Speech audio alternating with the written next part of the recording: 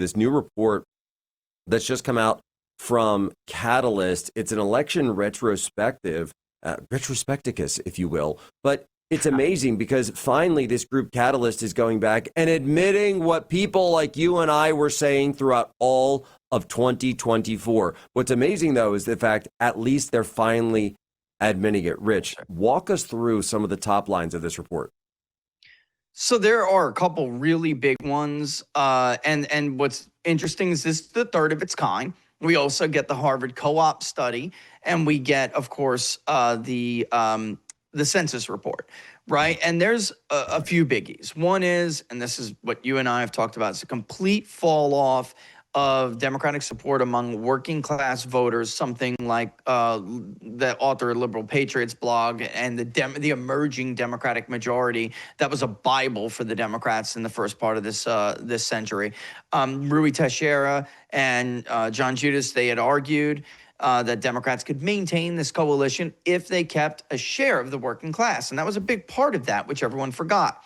In the Trump era, and especially in this election, he was basically one of very few people who agreed with us that their major problem was actually going to come from non-white working class voters. That Trump and Trump for sure, but Republicans in general have been doing so well among white working class voters, we can only expect the remaining share of working class overall that are moving to them to come from, especially in the battleground states, which turned out not to be true. It was everywhere.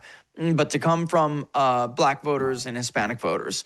And that absolutely happened. You can see Kamala Harris actually did worse with Hispanic men. She did worse with Hispanic women than Hillary Clinton did. When they basically did roughly the same with white working class, Clinton did a little bit better than Harris did. But nonetheless, I mean, it's a continuing collapse of the Democratic support among working class voters. Obama himself got 40% of the white working class. Those days are gone. They are mired in the 30s, and Trump crushed her with this group. And it included not just white working class. And this is what is so, so important. Everyone at home has got to listen to this.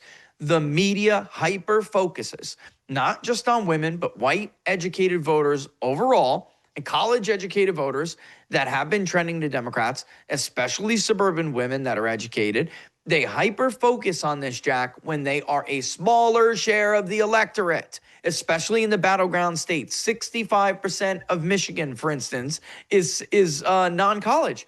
Over 60% in the state of Pennsylvania is non-college. 65% in Georgia is non-college. And that was one of the ones that, of course, we targeted when we looked at how this would play out, because it seemed in a lot of these battleground states, Trump was doing exceptionally well with non-white, non-college.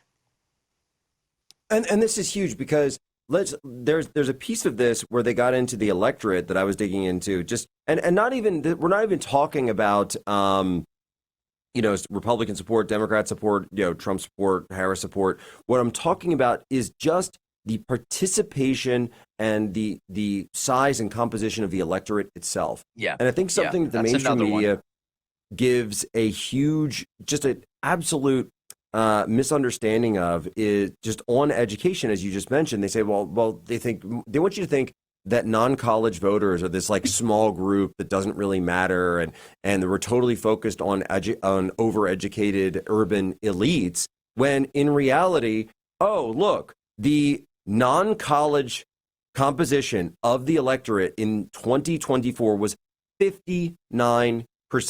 That means the vast majority of the electorate in this country is non-college voters. And yet those are the same voters who, particularly, I'm just going to say it, particularly if they're white, get completely written off by mainstream media. They're the butt of every joke on TV or sitcoms and commercials. They're, treated as like, some kind of like backwards hillbilly types, and whenever you see them in media or something like that, when in reality they are they're vastly outnumbering the rest of the country. Rich, Rich, you also see that in this support by education level from those people to now has cratered, absolutely cratered. From 2012, it was about Non-college support was at 51% for Democrats. That was under Obama's second term, Barack Obama's.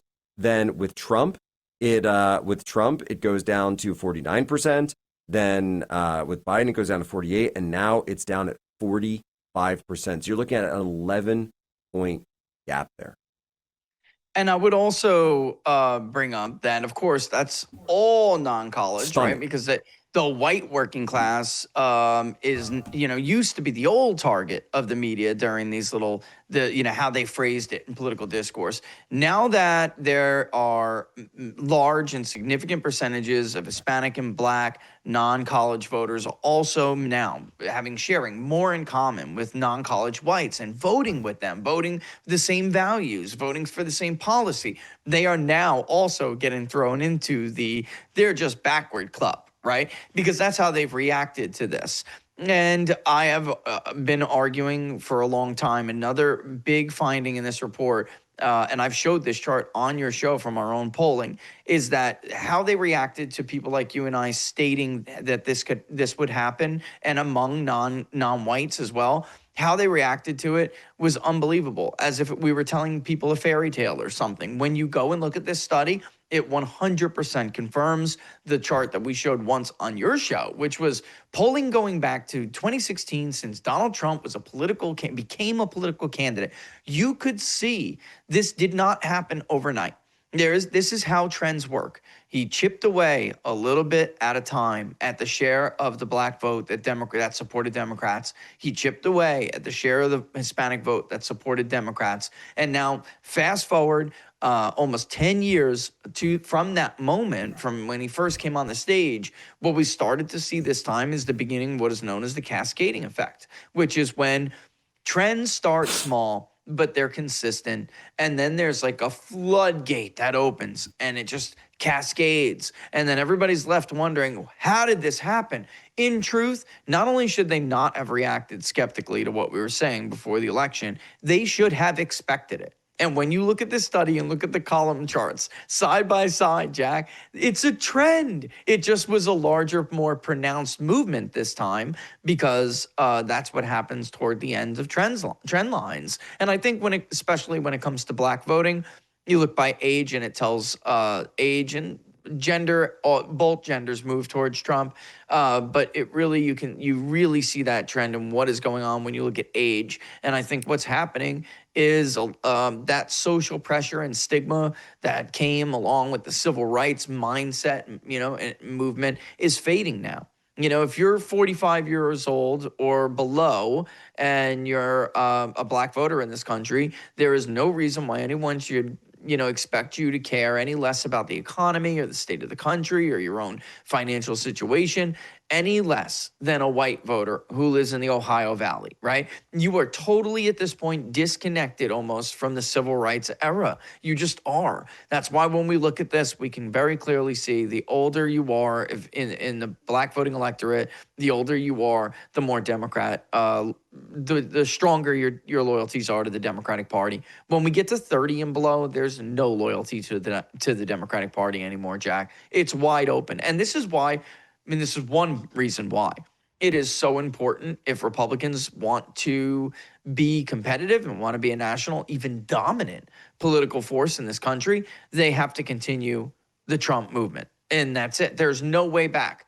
There is no way back. They will not even be a viable political force. They've lost their educated white base that they once upon a time had. And by the way, this prediction that there was going to be another massive exodus of white voters away from Donald Trump that was college educated did not happen. Did not happen. So that's important because in political coalitions, you're usually giving and taking.